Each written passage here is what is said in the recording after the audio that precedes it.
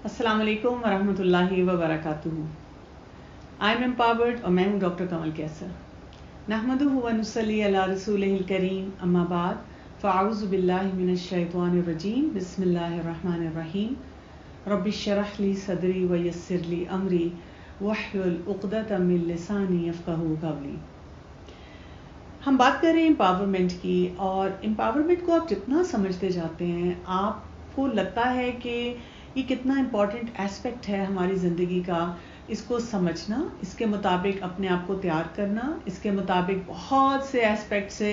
सीखना कितना ज़रूरी है। और हम देखते हैं कि बहुत से मसाइल जो हमारे इर्द गिर्द फैले हुए हैं और उलझने हैं उसमें, वो इस वजह से भी हैं कि हम अपने आप में, अपने सोच में, अपने पैराडाइम में, अपने एक्शंस में, अपने सारे रिलेशनशिप्स में एम्पावर्ड नहीं है। हमने ये समझा कि एम्पावरमेंट का मतलब ये है कि मैंने कोई बैनर उठा लिया, कोई नारा लगा दिया और उसके मुताबिक मैंने किसी मूवमेंट का मैं हिस्सा हो गई, 3 लोगों को ताने मार दिए, 5 लोगों को बातें सुना दी और मुझे लगा कि मैं बहुत बोल्ड भी हूँ और मैंने बहुत से अचीवमेंट्स कर ली। हालांकि एम्पावरमेंट ये है कि आप अपनी डोमेन में रहते हुए अपने रोल को समझें,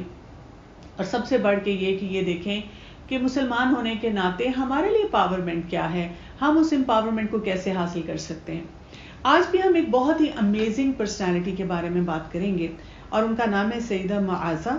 और ये खजरज कबीले से थी, तो इसीलिए इनको खजरजिया भी साथ कहा जाता है रज़ियल्लाहु अन्हा। तो नाम इनका मुआज़ा था और इनके वालिद का नाम अब्दुल्ला बिन जहीर था, और ये जो थे ये ग़ुलाम थे।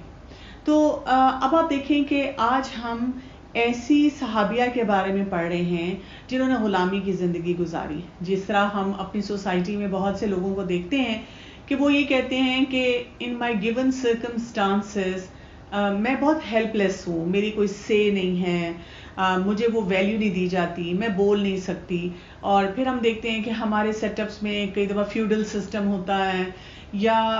कोई ख़ानदानी ऐसा सिस्टम होता है कि सारे फैसले जो हैं घर के मर्द हजरात कर देते हैं, और ख़वातीन को लगता है कि हम या तो बोझ हैं या हमारी कोई से नहीं है, जो हमें कहा जाता है, हमसे एक्सपेक्ट किया जाता है कि हम वही काम करें। कुछ ख़वातीन ऐसी भी होती हैं कि जब उनकी शादी होती है तो उनका एक स्पेसिफिक थॉट प्रोसेस होता है, वो दीन की समझ रखती हैं, दीन के मुताबिक काम करना चाहती हैं, लेकिन उनके हस्बैंड जो हैं वो एक टोटली डिफरेंट पर्सनालिटी के मालिक होते हैं, और वहाँ पे भी उनको महसूस होता है कि मेरे लिए बहुत फ्रस्ट्रेशन हो गई है कि मेरे हस्बैंड को ना दीन की समझ है और वो दुनिया के मामलात में भी अजीब किस्म के फैसले करते हैं, और मुझे लगता है कि क्योंकि हम हलाल हराम की तमीज़ नहीं रखते तो हमारी ज़िंदगी में वो बरकत भी नहीं है। तो आज हम सईदा मुआज़ा रज़ियल्लाहु अन्हा से बहुत कुछ सीखने वाले हैं।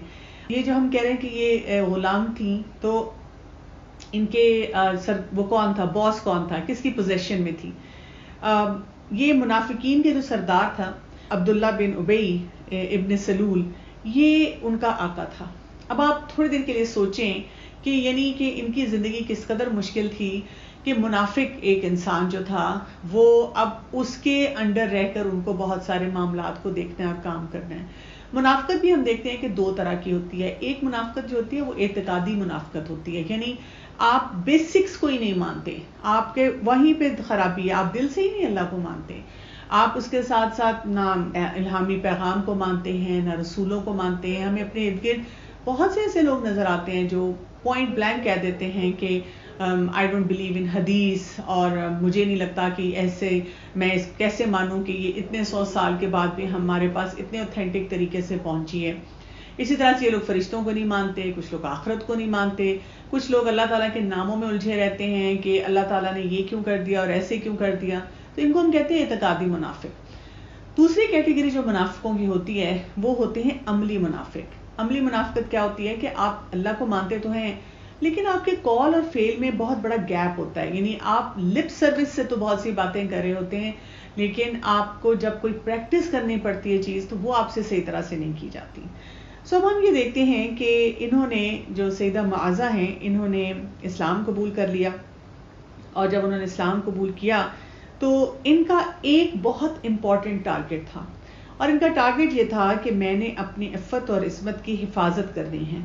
और इनका जो आका था, जो कि मुनाफिकीन का सरदार था, وہ اس کے بالکل برعکس سوچتا تھا. بہت لبرل قسم کی اس کی سوچ تھی اور بہت لبرل قسم کی وہ انوائرمنٹ میں گھومتا پھرتا تھا, انڈلج ہوتا تھا, اور اس کے نزدیک کوئی یہ ماڈسٹی یا حیا کا کوئی ایسا چیلنج نہیں تھا, یعنی جو دل چاہتا ہے وہ کرنے والا انسان تھا. جیسے ہم دیکھتے ہیں کہ ایک انسان ہوتا ہے جو کہ اللہ پہ یقین رکھتا ہے, تو وہ اللہ کا حکم کوئی بھی سن کے کیا کہتا ہے, سمعنا واطعنا, کہ میں نے اللہ کا حکم سنا اور میں نے اس کے مطابق اطاعت کی. لیکن بہت سے لوگ ہمیں سوسائٹی میں ایسے نظر آتے ہیں جو کہتے ہیں سمعنا وعصینا, سن لیا لیکن کریں گے وہی جو ہمارا دل چاہتا ہے, کہ وہ سن کر نافرمانی کے راستے پہ چل پڑتے ہیں.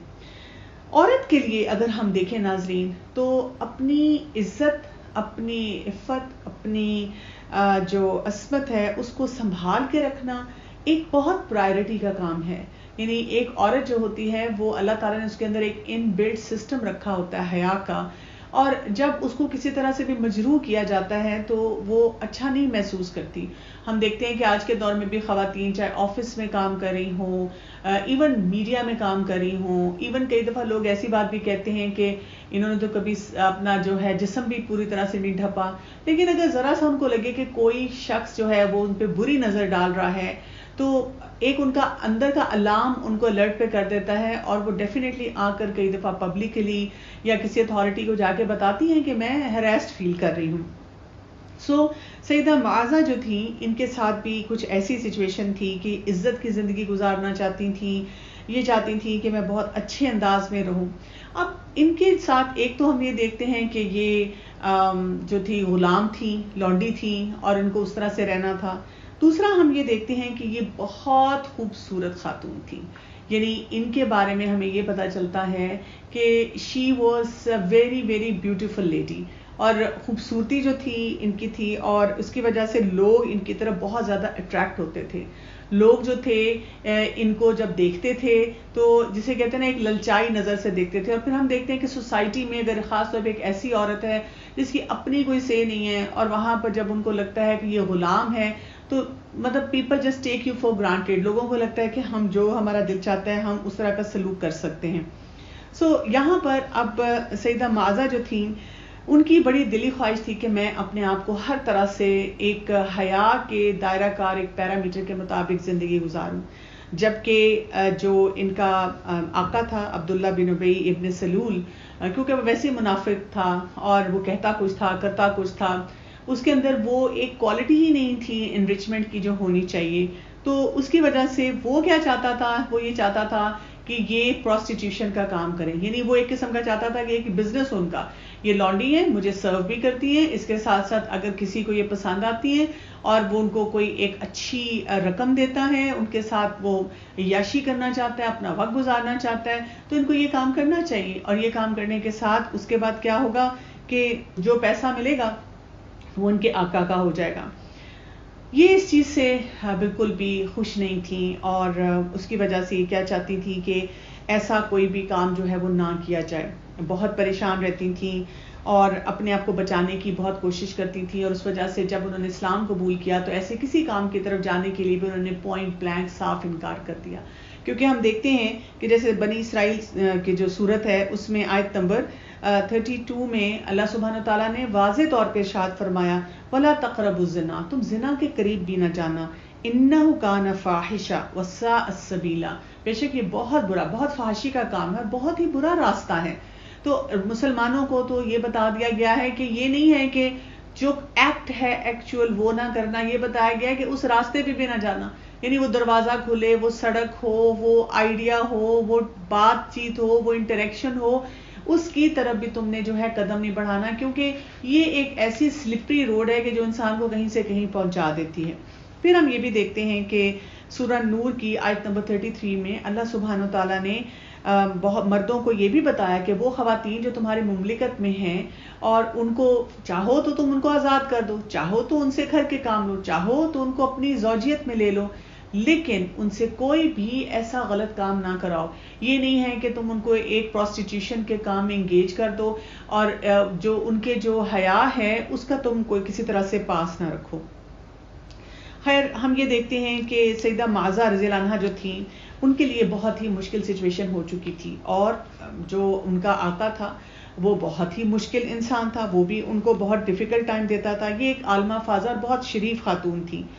تو انہوں نے کیونکہ رسول اللہ صلی اللہ علیہ وسلم کے ساتھ بیعت کی تھی جس میں توحید کی بات تھی، جس میں انہوں نے کہا تھا میں چوری نہیں کروں گی، میں زنا نہیں کروں گی، میں کسی پہ بہتان نہیں لگاؤں گی. تو وہ اپنے آپ کو بار بار کہتی تھیں کہ جب میں نے یہ سارے فیصلے رسول اللہ صلی اللہ علیہ وسلم کے ساتھ کیے ہیں تو how could I do some thing which is so disgusting, یعنی ایسا میں کام کیسے کر سکتی ہوں، کیسے میں اس راستے پہ جا سکتی ہوں، چاہے وہ میرا آقا ہے وہ چاہتا ہے کہ میں اس طرح کے کام کروں. کیونکہ ہم یہ دیکھتے ہیں کہ ناظرین جو ایمان ہوتا ہے نا اس کی جڑیں بڑی مضبوط ہوتی ہیں، اور جب ایک دفعہ انسان ایمان کے راستے پہ آنا شروع ہو جاتا ہے تو پھر اس کے لیے ان سب چیزوں کو ایکسیپٹ کرنا جو ہے وہ بڑا مشکل کام ہو جاتا ہے.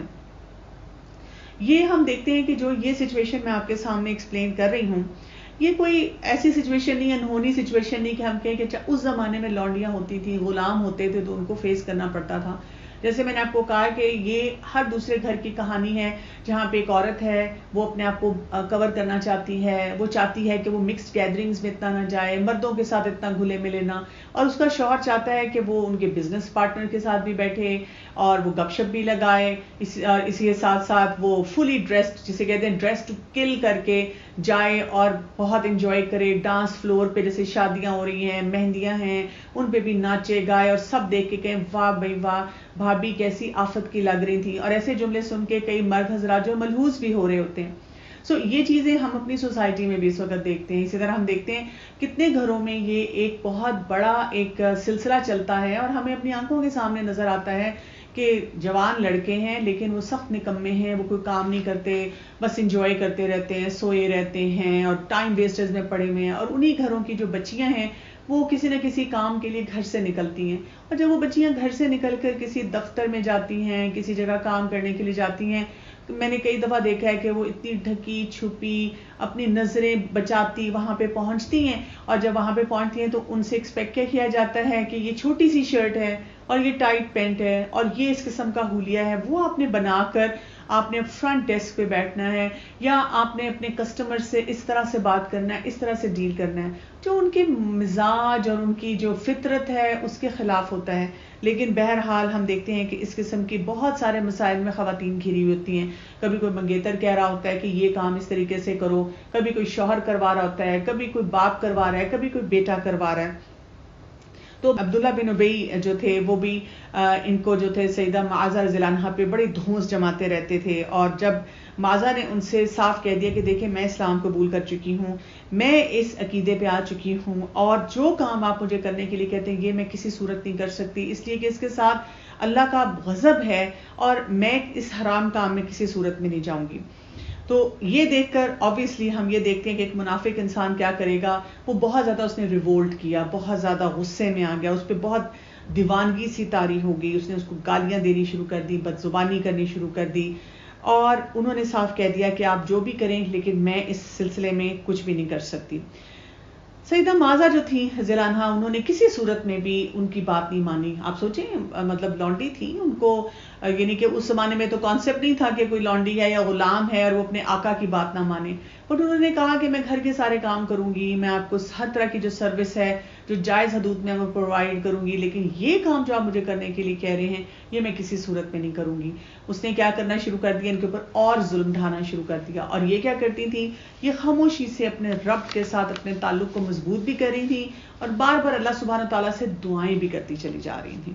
پھر ہم کیا دیکھتے ہیں کہ ایک مسلمان شخص جو تھا انہوں نے جب دیکھا کہ سیدہ معاذہ رضی اللہ عنہا پہ کس قدر عبداللہ بن ابی جو ہے وہ ظلم ڈھا رہا ہے، تو انہوں نے اس کو ایک اچھی قیمت دی اور اچھی قیمت دے کر ان کو خرید لیا اور خرید کر آزاد کر دیا. اب کیا ہوا، یہ اسلام کے نام پر اب آزاد ہو چکی ہیں. پھر ہم دیکھتے ہیں کہ بنو عمرو بن عوف قبیلے کے ایک شخص تھے سہل بن قرطہ، یہ انہوں نے ان سے شادی کر لی، ان کے اس سے بیٹا بھی ہوا، بیٹی بھی ہوئی. اور انہوں نے کیونکہ یہ عالمہ فاضلہ تھی اور ہم دیکھتے ہیں کہ انہوں نے اپنے بچوں کی بہت اچھی تربیت کی، اور اس تربیت کی وجہ سے وہ بچے بھی آنے والے دور کے بہت مشہور جو ہیں وہ عالم فاضل بچے تھے. پھر اسی طرح کچھ عرصے بہت اچھی زندگی گزری تھی، لیکن کچھ عرصے کے بعد ان کے شوہر جو تھے فوت ہو گئے. جب معاذہ رضی اللہ عنہا نے اپنی عدت پوری کی تو اس کے بعد عامر بن عدی نے ان سے شادی کر لی، اور اس سے بھی ان کے بیٹے اور بیٹیاں ہوئیں، اور انہوں نے اپنا پورا وقت جو تھا اپنے بچوں کی تعلیم و تربیت اور دین کے مطابق جو سارے پیرامیٹرز تھے ان کو سکھانے میں جو ہے وہ وقت گزار دیا. یہ ان کی زندگی کے بارے میں ہمیں پتہ چلتا ہے. جیسے میں نے آپ کو کہا تھا کہ امپاورمنٹ ایک خاتون کے لیے اس میں اگر حیا نہیں, اگر اس میں ماڈسٹی نہیں, اگر اس میں آپ کو یہ سٹینڈرڈ نہیں پتا کہ اپنی عزت کو میں نے بچا کے کیسے رکھنا ہے, تو پھر آپ دیکھیں کہ آپ کی امپاورمنٹ جو ہے وہ زیرو پہ آنا شروع ہو جاتی ہے, اس کا گراف جو ہے بہت جلدی نیچے گرنا شروع ہو جاتا ہے. اس چیز کے بارے میں ہمیں بہت اچھے طریقے سے غور و فکر کرنے کی ضرورت ہوتی ہے. اور اس کے لیے اگر میں آپ کو ایک سٹینڈرڈ بتا دوں جو کہ ہمیں رسول اللہ صلی اللہ علیہ وسلم کی ایک حدیث سے پتہ چلتا ہے, جس میں آپ صلی اللہ علیہ وسلم نے فرمایا لا طاعت للمخلوق فی معصیت الخالق, خالق کی نافرمانی کے معاملے میں مخلوق کی اطاعت اختیار نہیں کی جائے گی. سمجھ رہے ہیں آپ, پرنسپل یاد رکھ لیں. ایک خالق ہے, کریٹر, اور ایک کریشن ہے, مخلوق. وہ مخلوق ہو سکتا ہے کہ ہم اس کی سرپرستی میں ہوں, وہ ایسی مخلوق ہو سکتی ہے جو ہمیں کسی طرح سے آرڈر دے, کمانڈ دے, وہ ایسی مخلوق ہو سکتی ہے کہ ہمیں لگے کہ اگر میں نے اس کی بات نہیں مانی تو میں سوسائٹی میں کیسے سروائیو کروں گی. یعنی وہ شوہر ہو سکتا ہے, وہ باپ ہو سکتا ہے, وہ باس ہو سکتا ہے, وہ ٹیچر ہو سکتا ہے, لیکن وہ مخلوق ہے. اب اگر کوئی بھی حکم مخلوق جو ہے وہ ہمیں دے رہی ہے کہ یہ کرو, اور ہمیں پتا ہے کہ وہاں سے اللہ تعالیٰ کی جو خالق ہے اس کی نافرمانی کا راستہ کھل رہا ہے, تو ہمیں بہت کلیئرٹی سے بتا دیا گیا ہے کہ ہم اس معاملے میں الجھیں گے نہیں, اس کو ہم کوئی کفر کے فتوے نہیں دیں گے, ہم اس کو کوئی تنگ نہیں کریں گے, ہم وہاں پہ کوئی عجیب و غریب قسم کا ایک ڈرامہ جو ہے وہ کریٹ نہیں کریں گے, لیکن اس کی اطاعت نہیں کریں گے. سیدہ معاذہ رضی اللہ عنہا نے ہر چیز برداشت کی, لیکن ایک جگہ پہ دیوار کھڑی کر دی کہ یہ کام کسی صورت میں نہیں ہو سکتا. ہم اپنی سوسائٹی میں کیا دیکھتے ہیں کہ خواتین جو ہوتی ہیں ان کو اس طرح سے کہہ کے چپ کرا دیا جاتا ہے, دیکھو یہ مجازی خدا ہے اور مان لو اس کی بات اور کر لو جو یہ کہہ رہا ہے, نہیں تو دیکھو تمہاری زندگی بڑی مشکل ہو جائے گی, تم کہاں جاؤ گی. اور کتنی خواتین جو ہیں بہت سے حرام ایسے کام جو ہے وہ کرنے کے لیے تیار ہو جاتی ہیں. تو جیسے میں نے آپ کو بتایا کہ آج کے جو انرچمنٹ کا ہمیں بہت بڑا پلان ملتا ہے وہ ماڈسٹی کا ملتا ہے. آج میں بات آپ سے حیا اور ماڈسٹی کے بارے میں کرنا چاہوں گی, لیکن اس سے پہلے میں ایک ایسپیکٹ کو یہاں پہ ضرور کور کروں گی. وہ ہے کہ پوری دنیا اس وقت کس قسم کی یلغار میں ہے. ہمیں نظر یہ آتا ہے, آپ کسی بھی فارمل قسم کے ایونٹ میں دنیا کے چلے جائیں تو مرد جو ہوتا ہے وہ 3 پیس میں ہوتا ہے, یعنی کہ جہاں اس کو 2 پیس کی ضرورت ہے, ایک قمیض پہن لے اور ایک پجامہ پہن لے, پتلون پہن لے, تو وہ جو ہے وہ کور ہوتا ہے. لیکن نہیں, اس کو ان دونوں کے ساتھ ایک 3rd پیس بھی پہنا دیا جاتا ہے کہ 3 پیس میں آئے گا تو بھئی اس کی پرسنالٹی چمکے گی. اور اس کے مقابلے میں وہ جو خاتون ہوتی ہیں ان کو مختصر سے مختصر قسم کا لباس دیا جاتا ہے, وہ 3 پیس پہن کر نہیں آ سکتی وہاں پہ گیدرنگ میں, نہیں تو ان کو ایک دم دیکھ کے کہا جائے گا کہ تم کیا ہو گیا, تم نے کس طرح سے اہولیہ بنایا ہوا ہے. تو آپ یہ دیکھیں کہ یہ جو کنٹراسٹ ہوتا ہے وہ عورت کے لیے مینج کرنا کتنا مشکل ہے, اور اس کی وجہ سے جو بہت بڑا چیلنج اس وقت سوسائٹی میں خواتین کو فیس کرنا پڑ رہا ہے, جو ان کو امپاور کسی صورت میں نہیں ہونے دے گا, وہ ہے کہ ان کی آبجیکٹیفیکیشن ہو رہی ہے, یعنی وہ ایک آبجیکٹ کی طرح دیکھی جا رہی ہیں. اور اس کے بارے میں کچھ چیزیں پڑھ رہی تھی جو میں آپ کے ساتھ شیئر کروں گی. وہ یہ کہتے ہیں کہ جب عورت کو ایک آبجیکٹ کی طرح ہر جگہ ٹریٹ کیا جاتا ہے, چاہے وہ آفس ہے, چاہے وہ کوئی سوسائٹی کا حصہ ہے, چاہے رشتہ لینے کے لیے کوئی آیا ہے, بیویوں کا کمپیرزن ہے, میڈیا پہ آپ کو آنا ہے, آپ کو اپنی سوسائٹی میں کسی بھی لیول پہ کہیں کام کرنا ہے, تو ایک عورت کے اوپر جو انٹینسو پریشر آتا ہے وہ اس طرح کا آتا ہے کہ وہ اپنے آپ کو, اپنی باڈی کو, اپنی ساری جو بھی لکس ہوتی ہیں اس کو باہر کے لوگوں کی نظر سے دیکھتی ہیں, یعنی وہ اپنی ایمانی کیفیت کے ساتھ نہیں دیکھ پاتی. اسی لیے آپ دیکھیں کہ سیدہ معاذہ جو تھی, کیونکہ انہوں نے اپنے اندر اپنے آپ کو ایمانی کیفیت کے ساتھ دیکھا, حسن و جمال بھی تھا, لیکن انہوں نے کیا سوچا کہ مجھے اپنی عصمت اور عزت کی حفاظت کرنی ہے. لیکن جب ایک خاتون آبجیکٹ بن جاتی ہیں تو پھر یہ کام ان کے لیے کرنا بہت ہی مشکل ہو جاتا ہے. ایک رپورٹ ہے امریکن سائیکولوجیکل ایسوسی ایشن کی, وہ یہ کہتے ہیں اگر ہم مردوں اور عورتوں کا کمپیرزن کریں میڈیا میں, تو جو لڑکیاں ہوتی ہیں وہ ان کو زیادہ آبجیکٹ بنایا جاتا ہے, ان کو ان کی سیکشولائزیشن زیادہ کی جاتی ہے, ان کو جسے کہتے ہیں نا کہ بڑھا چڑھا کے لوگوں کی ڈیزائرز کو اور شہوت کو ابھارنے کے لیے استعمال کیا جاتا ہے, اور ان کا ڈریس بھی جو ہوتا ہے وہ زیادہ ریویلنگ رکھا جاتا ہے. اسی طرح سے 58 میگزین مختلف میگزینز کا سروے کیا گیا اور اس میں دیکھا گیا کہ 51.8 جو اشتہار ہیں اس میں ان میں مین فیکٹر جس میں آبجیکٹ جو بنایا گیا تھا وہ خواتین تھی. پھر انہوں نے مردوں کے میگزینز جو ہیں مختلف قسم کے جو ان کے ٹاپکس کے ہوتے ہیں ان کا جب سروے کیا تو اس میں 76% خواتین ہی تھی جن کو کہ آبجیکٹس بنایا گیا تھا. اور اس وجہ سے ہم دیکھتے ہیں کہ یہ پریشر صرف یعنی بڑی عمر کی خواتین پہ نہیں ہوتا, شادی میرجیبل ایج کی خواتین میں نہیں ہوتا, بلکہ جو ٹین ایج ہے, بلکہ اب ہم یہ دیکھ رہے ہیں اس سے بھی جو نیچی عمر ہے اس کو ہم اب ٹوینز کہتے ہیں, یعنی کہ 8-9 سال کی بچیاں. اور اگر آپ ویسٹرن کلچرز میں یا ایسے کلچرز میں جائیں جہاں بچیوں کو بار بار ایسے مٹیریل سے ایکسپوز کیا جاتا ہے کہ تمہاری لکس کیسی ہونی چاہیے, تمہاری باڈی کیسی ہونی چاہیے, تمہیں کیسا لگنا چاہیے, تو یہ سارے جو پریشرز ہیں یہ 7 سال کی بچیوں تک بھی پہنچ چکے ہوئے ہیں, جس کی وجہ سے کیا ہو رہا ہے ان کے اندر انزائٹی بہت زیادہ ہے, ان کے اندر شیم بہت زیادہ آنی شروع ہو رہی ہے, ایٹنگ ڈس آرڈرز بہت زیادہ آ رہے ہیں, سیلف اسٹیم کا بہت بڑا چیلنج ہے, اور ڈپریشن بھی جو ہے وہ ساتھ ساتھ چلتا چلا جا رہا ہے. پھر ہم دیکھتے ہیں کہ یہی بچیاں جو پھر ہماری ہوتی ہیں گھروں میں, ان کو جو کچھ بھی سکھانے کی کوشش کی جائے, لیکن کیونکہ یہ سوشل میڈیا کے ساتھ گلوڈ ہوتی ہیں, وہاں پر اپنی ہر طرح کی پکچرز جو ہیں وہ ڈال دیتی ہیں, لباس پہنا نہیں پہنا, کتنا پہنا, کیا کیا, کس حلیے میں, کس طریقے سے. آپ دیکھیں کہ دفعہ ماں باپ اتنے شریف ہوتے ہیں, اتنا کچھ ان کو سکھانے کی کوشش کر رہے ہیں, لیکن کیونکہ سوسائٹی نے جب ان کو آبجیکٹ بنا دیا تو وہ کہیں سے کہیں جو ہے وہ پہنچ چکی ہوتی ہیں. سو ایک مسلمان عورت کی جو امپاورمنٹ ہوتی ہے اس میں یہ بہت ہی امپورٹنٹ فیکٹر ہوتا ہے, اور اس کو ہمیں ضرور یاد رکھنا چاہیے. دیکھیں یہاں پر میں آج کے دور کی اگر کسی بھی خاتون کو دیکھوں تو میں کہوں گی کہ وہ کیا چاہتی ہے. پہلی بات تو یہ کہ وہ رسپیکٹ حاصل کرنا چاہتی ہے.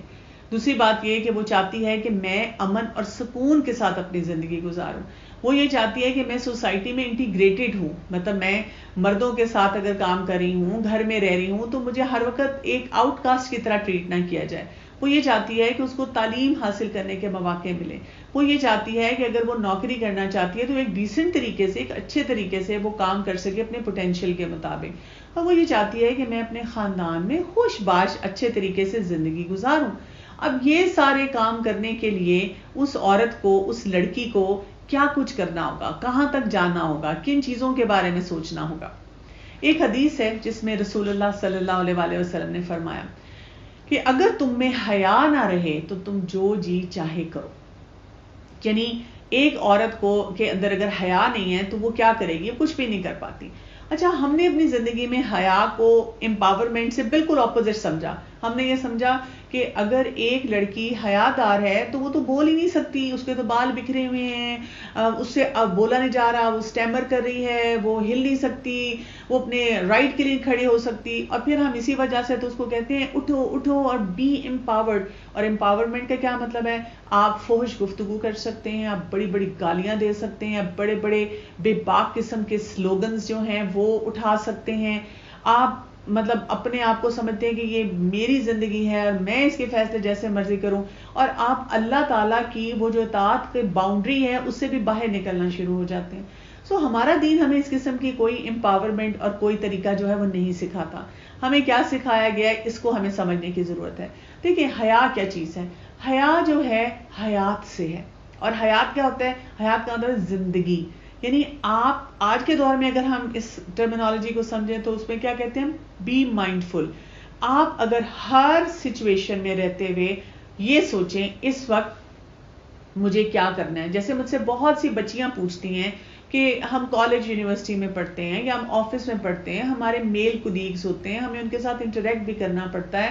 تو ہم کیا کریں. مطلب اگر ہم حیادار ہوں تو پھر ہم کس طرح سے مطلب مینٹین کریں, ہمیں سمجھ نہیں آ رہی ہوتی ریلیشن شپ. تو ایسی تمام سچویشن میں آپ کو کیا رہنا ہوتا ہے, مائنڈفل رہنا ہوتا ہے. مائنڈفل کیسے, آپ اگر پروجیکٹ پہ کام کریں آپ اس پہ بات کر لیں, آپ اگر کوئی ایکٹیویٹی ایسی آفس کی, آپ کو کوئی میٹنگ ہے, کوئی بات شیئر کرنی وہ کر لیں, لیکن بیٹھ کے گپ شپ لگانا اور کل رات کو جو مووی دیکھی گئی تھی اس کی ڈسکشن کرنا, اور جو فلاں جگہ سے برگر پیزا اسٹیک آرڈر کیا تھا وہ کیسا تھا اس کے اوپر بات کرنا, اور میرا تھاٹ پروسیس کیسا ہے اور آپ کا تھاٹ پروسیس کیسا ہے, اور پھر لطیفے اور ہنسی مذاق, یہ کیا ہو جائے گا؟ یہاں پہ اب آپ مائنڈ فل نہیں رہے، یہاں پہ آپ زندہ انسان نہیں رہے، یہاں پہ اب آپ کا ضمیر جو ہے وہ مرنا شروع ہو جاتا ہے. اور جب آپ کا ضمیر مرنا شروع ہو جائے تو سمجھیں آپ کی وہ امپاورمنٹ جو ہے وہ ختم ہونی شروع ہو جاتی ہے. اسی لیے ہم دیکھتے ہیں کہ ایک اور حدیث میں پتہ چلتا ہے کہ ہر دین کی ایک خصلت ہے، اور اسلام کی خصلت کس میں ہے؟ حیا میں.